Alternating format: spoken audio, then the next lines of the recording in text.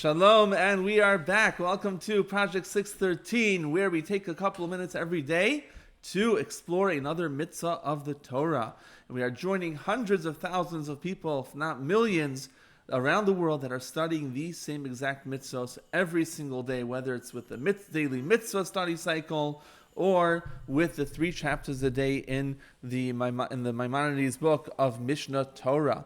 Today's mitzvah is the mitzvah of dwelling in the sukkah. The Torah tells us, Sukkot teshvu, we should dwell in the sukkah for 7 days. And essentially what this means, what this mitzvah of sukkahs means, that for the duration of the holiday of sukkahs, we go outside of the comforts of our home and we enter a sukkah. A sukkah is a temporary structure. The walls can be permanent, can be made out of anything, but it's covered with sechach. Sechach is greenery, bamboo mats, anything which grows from the ground. And it's a very temporary roof. It has to be in a way that you can actually see the stars through the sechach, or at least in certain areas of it. If rain doesn't come through the sukkah, it may not be a kosher sukkah.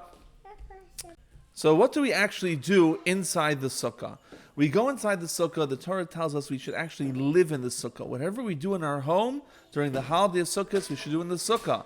Obviously, only things that are appropriate for the sukkah. So if one is davening, they don't have a shul to go to, there's no minyan, they can daven and pray inside the sukkah. Eating, of course, inside the sukkah. One can only eat in the sukkah during the holiday of Sukkot.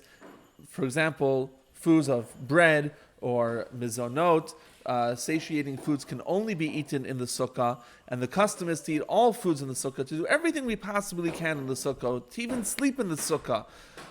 We literally pick ourselves up and during the holiday of Sukkot, and we do everything we can in the sukkah. Now, of course, only appropriate things, as the sukkah represents the presence of God.